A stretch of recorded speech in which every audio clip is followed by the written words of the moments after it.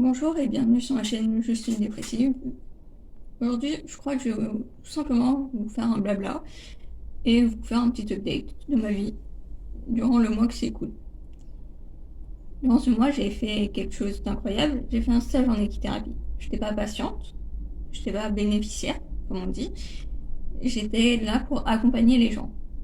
Et du coup, je me suis immergée dans le monde du travail. C'est une chose que je n'ai pas spécialement fait dans ma vie avant. Bon, j'ai fait les vendanges, j'ai donné des cours particuliers, mais c'était sur des courtes périodes. Voilà, c'était pas quelque chose. Puis il n'y avait pas autant de contact humain dans ce que j'ai fait avant. Et ouais, je me suis immergée dans ce monde, dans le monde du handicap, que ça soit visible ou invisible. Enfin, je dirais que toutes les personnes que j'ai vues avaient un handicap visible. Ce que je veux dire, c'est plutôt handicap physique ou non. Mais des fois, il y avait l'handicap physique et mental qui se mêlaient ensemble.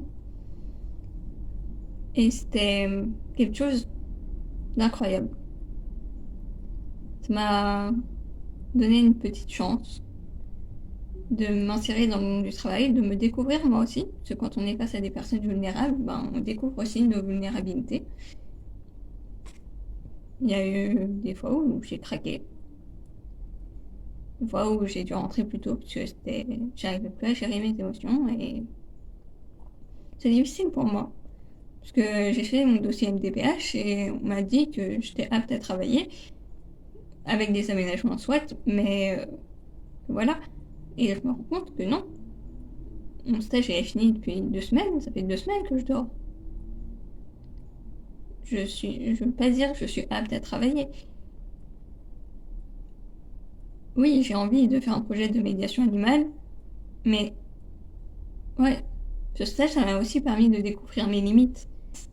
Je suis pas capable de faire 35 heures par semaine, même si c'est pas un travail intense, parce que ce que j'ai fait dans le centre d'équithérapie, le matin, je faisais les box. Donc oui, là, c'est intense. Et après, soit je m'occupais d'un enfant, soit j'assistais à une séance. Il y avait des moments où je faisais rien. Et le soir, il fallait rentrer les chevaux. Même si c'était pas intense toute la journée, c'est pas comme si je faisais les box toute la journée, ben ça m'a énormément fatiguée. Je suis toujours fatiguée. Je suis vraiment désolée. Euh, Mais oui, c'est un métier qui me plaît beaucoup. Ce que j'ai découvert, c'est formidable. Parce que c'était vraiment très humain. J'ai rencontré des personnes formidables et je suis vraiment fière d'avoir fait cette expérience.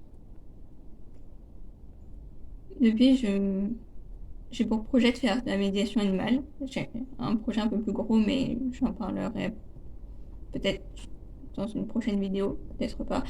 Ça dépend du truc. J'ai un petit peu cette croyance que si je parle trop tôt de mon projet, il va pas se réaliser. Ça va me porter l'œil et tout. Donc non. Euh, je sais pas.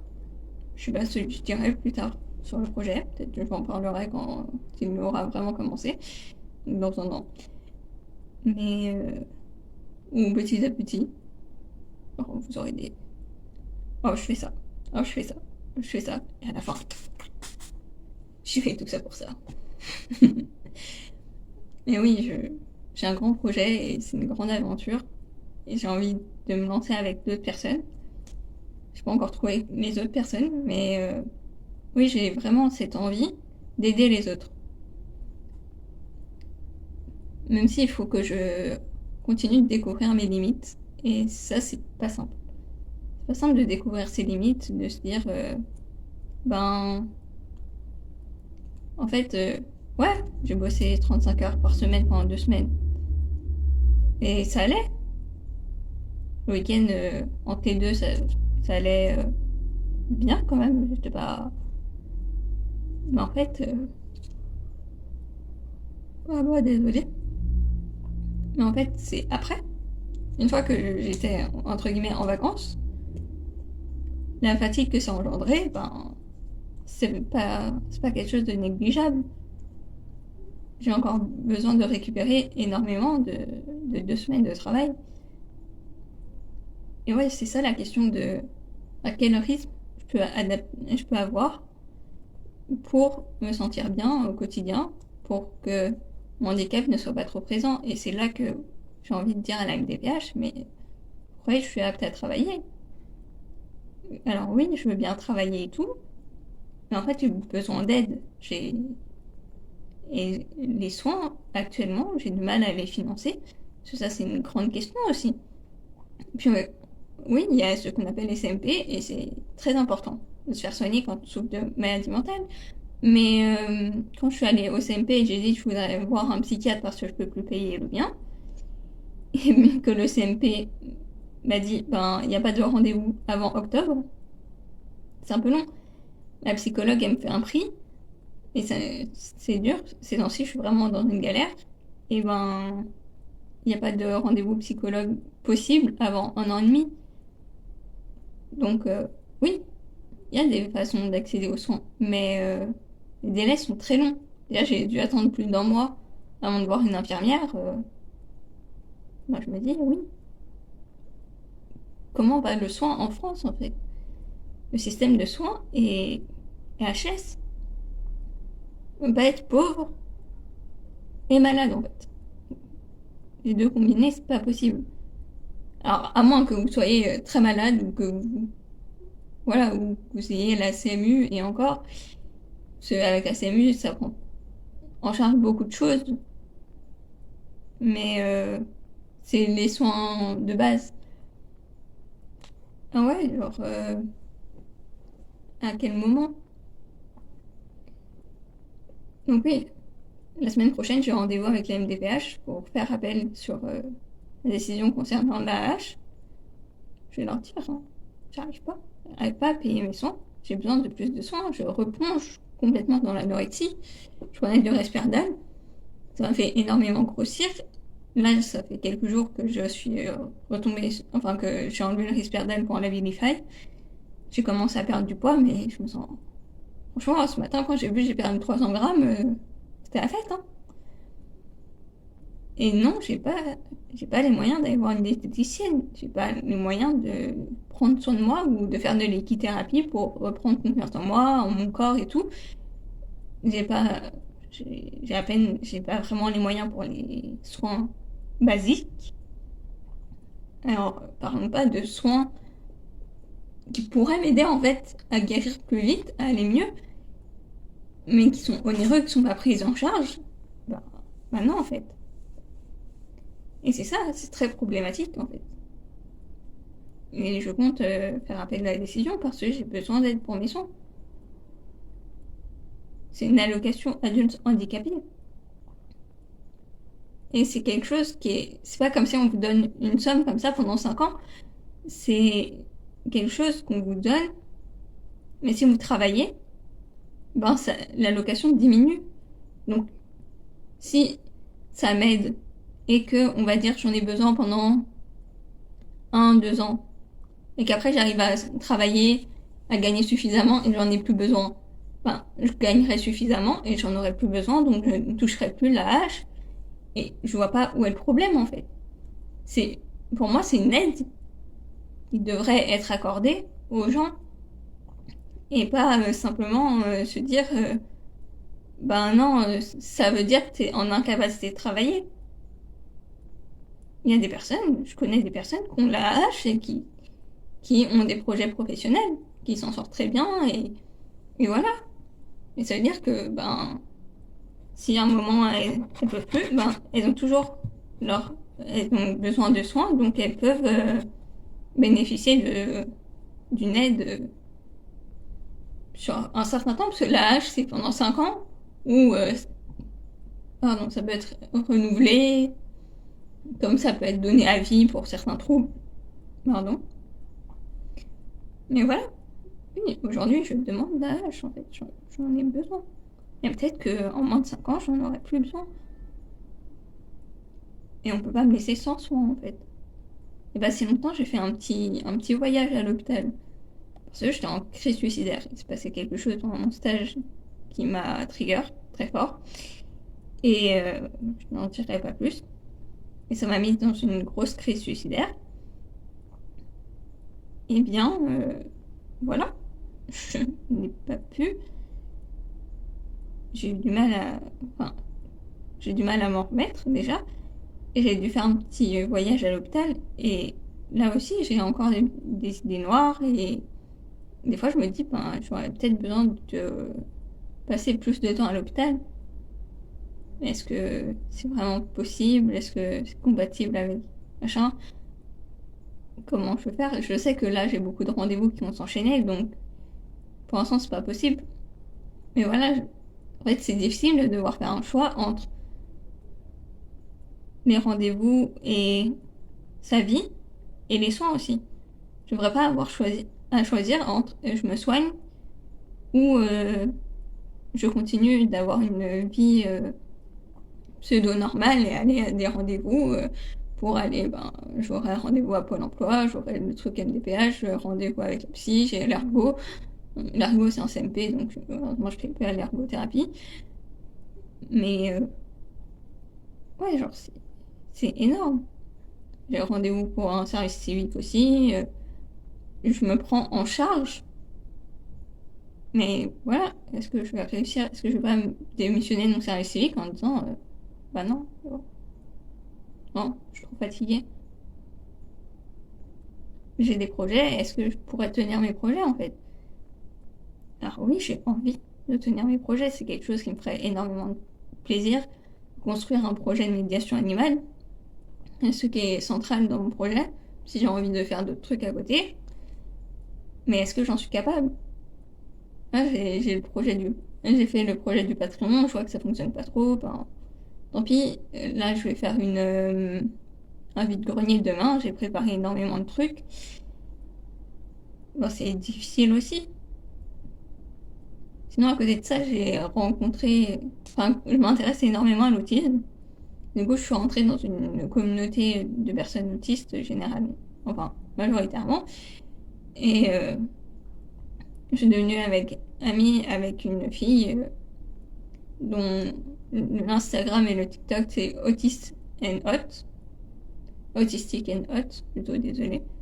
Et ouais, je me remets aussi à avoir une vie sociale et c'est positif. Mais après, j'ai aussi peur de dire les choses et que ben, ça fasse du mal aux autres aussi. Des fois, je me dis, est-ce que je suis à ma place? Est-ce que j'ai le droit de faire ça ou pas? Ou comment ça se passe? Et ça, c'est très compliqué aussi. Mais psychologiquement, ben, j'arrive pas. Mais j'arrive pas à avoir un suivi hyper régulier parce que j'en ai pas les moyens, tout simplement. Et ça, c'est une question qui est très compliquée.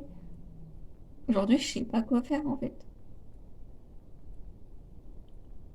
Et de vous le dire comme ça, de le dire à voix haute, parce que je le dis soit à voix haute, ben, ça me fait de la peine. J'aimerais pouvoir avoir une vie normale, mais non en fait. Et ça fait plus de 3 ans, ça fait à peu près 3 ans et demi que je suis en dépression, ça fait plus de 3 ans que j'ai un suivi psychologique, ça fait 3 ans. J'ai un suivi psychiatrique, j'ai fait 8 passages en psychiatrie. Alors oui, une fois j'ai fait une nuit, la dernière fois que j'ai su d'aller, j'ai fait 2 nuits. Mais sinon, il y a eu 6 vraies hospitalisations, allant d'une semaine à un mois et demi. Et tout ça en 3 ans. Il y a eu 2 passages à l'acte aussi. Et il y a des gens comme ça qui regardent mon dossier avec des questions floues en fait. Genre, est-ce que vous êtes capable de... Est-ce que vous êtes capable? Ça veut dire, est-ce que dans l'absolu, je peux le faire? Genre, est-ce que j'ai 2 mains pour faire ma vaisselle? Alors ça, oui. Est-ce que j'arrive à faire ma vaisselle? Non. Des fois, la vaisselle, elle m'attend là pendant une semaine. Hein. Est-ce que je suis capable de m'entretenir et tout? Là, clairement, il est 15h. Je viens de prendre ma douche et machin parce que je me suis dit, il faut que je tourne une vidéo. Parce que j'ai pour objectif de tourner une vidéo par mois. Mais c'est absolument pas simple, en fait. De gérer mon quotidien et tout, j'y arrive plus. j'ai pas la force nécessaire.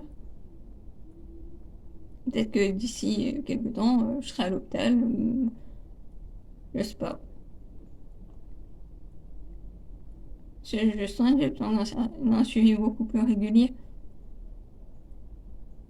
Mais ça aussi, on me dit, ben non, vous voyez votre psychiatre et tout. Ouais, mais j'ai ce sentiment que c'est pas suffisant en fait. De voir mon psychiatre tous les 15 jours, il est gentil, mais j'ai l'impression que c'est pas suffisant. Et ça, ben, entre guillemets, les bureaucrates de la MDPH ne s'en rendent pas compte. Ceux que savent pas ce que c'est la MDPH, la Maison départementale des personnes handicapées. J'espère que vous avez entendu. Parce que j'ai dit à une vitesse TGV. Et oui. Après, j'ai aussi appris des choses sur moi. Je vois à quel point je suis une personne sensible, je suis à l'écoute, je prends les gens dans leurs particularités. Vraiment, je m'intéresse vraiment à chaque individu et je vois à quel point c'est précieux. Mais moi, je m'abandonne un peu. Et ça, c'est difficile à dire. Des fois, c'est des petits riens qui me font tenir. C'est de me dire, oh, j'ai un rendez-vous dans 2 jours. C'est de me dire, oh, j'ai ça à faire. Oh, j'ai 2 lapins maintenant. Je vous présenterai une prochaine fois, puisque comme j'ai dû être hospitalisée, je les ai pas avec moi. Je les ai confiés à une personne de ma famille. Mais oui, mais des fois, j'ai envie de tout plaquer, en fait. J'ai envie que tout s'arrête. Je me dis, je serai jamais à la hauteur, j'y arriverai pas. J'irai nulle part. Là, je suis en train d'abandonner mes études, hein. Alors, d'un côté, il y a la partie que ma volonté. Je n'ai pas spécialement la volonté de me battre pour mes études. Puis il y a l'autre côté qui se bat et qui est là. Monsieur, j'ai besoin d'aide. Monsieur, j'ai besoin d'aide. Monsieur, vous me répondez toujours pas. Bon, ben tant pis. Pas grave, je dirai à l'oral, je raconterai mes projets de vie. Mais voilà. Je mettrai les mails que j'ai envoyés au prof et qui m'a pas répondu. Et puis, je parlerai tout simplement de mes projets de vie, de mon stage, de ce que j'ai fait.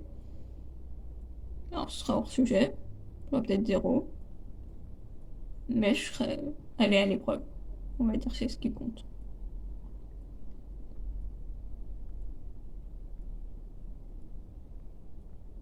Et moi, j'étais une personne très scolaire, qui avait des grands projets, qui était à fond. J'étais une personne qui savait toujours ce qu'elle voulait dans la vie, et actuellement, c'est plus trop le cas. Et ça aussi, c'est hyper difficile à vivre. Ça, j'en parle pas, personne ne s'en rend compte, mais c'est vraiment difficile à vivre. De se dire tout ça, de plus trop savoir où on en est dans sa vie alors qu'on a toujours su ce qu'on voulait. J'ai toujours voulu enseigner et transmettre mon savoir. Ben, aujourd'hui, j'ai l'impression que je me réveille à 25 ans en réorientation professionnelle. Ma vie professionnelle n'a même pas commencé.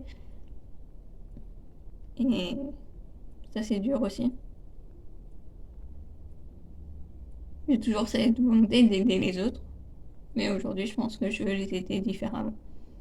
Je veux les aider à travers la médiation animale parce que je vois c'est quelque chose qui apporte beaucoup. Et j'ai envie un peu de démocratiser la médiation animale. Pas démocratiser dans le sens de rendre ça à bas coût et tout, mais qu'il n'y ait pas que des personnes handicapées qui aient accès. Enfin, handicapées dans le sens commun du terme. Sur à quoi vous pensez quand on vous dit une personne handicapée.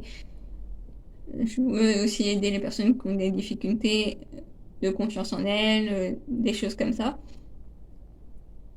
Plus que des personnes qui ont des soucis mentaux. Donc physique, c'est important et tout. Ça permet de mobiliser le corps et ça, c'est très intéressant. Mais oui, de permettre aux gens de regagner confiance en eux. Mais avant ça, il faut que j'arrive à avoir confiance en moi. Et ça, en 25 ans, j'ai toujours pas réussi. Donc ouais, j'ai des grands projets, mais Est-ce que je vais y arriver? C'est une grande question. J'ai envie, hein. J'ai envie très fortement d'aboutir à mes projets et que j'aide les gens. J'ai envie de retrouver le bonheur, d'être épanouie, mais je me dis, c'est pas simple en fait. C'est pas simple parce que le bonheur, ça fait longtemps que je l'ai perdu. Et ça je le dis rarement. Mais c'est une réalité, en fait. Et en parlant comme ça, je me rends compte à quel point je suis déprimée. Mais au quotidien, ça se voit pas.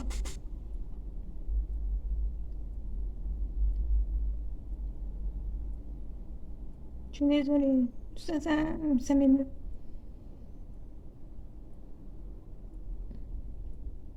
Je vois tous les progrès que j'ai faits, tous les efforts que j'ai faits. J'ai essayé de me sociabiliser. Regardez. J'ai même reçu un petit colis de Autistic and Hot. Et c'est une personne formidable et on est devenus amis et c'est génial en fait. C'est génial, je suis une personne introvertie et tout et je rencontre des gens. Ça me fait beaucoup de bien. Mais j'ai du mal aussi à garder mes relations. Parce que c'est pas du côté borderline. Parce que on me dit, enfin on m'a dit que j'étais sans doute borderline. Chose à laquelle j'ai toujours du mal à y croire. Mais c'est ce côté de se dire, est-ce que la personne ne va pas partir en fait? Est-ce que finalement j'en attends pas trop de la relation aussi? Des fois je pense que j'en attends trop. Et que du coup, au moment ça casse, en fait, tout simplement. Oui, j'ai une certaine instabilité dans mes relations. Après, je suis pas du genre à idéaliser les gens, puis à me dire que c'est des sous-merdes après. Et des fois, oui, j'abandonne comme ça dans les relations. Je me dis, j'ai donné, j'ai pas reçu. Bon, ben voilà, c'est la fin. Et c'est comme ça qu'après, je me retrouve relativement seule. Et que je suis triste en fait d'être seule.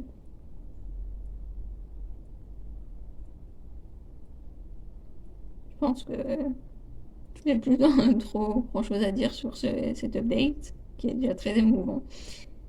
Donc sur ce, on se retrouve le mois prochain dans une prochaine vidéo.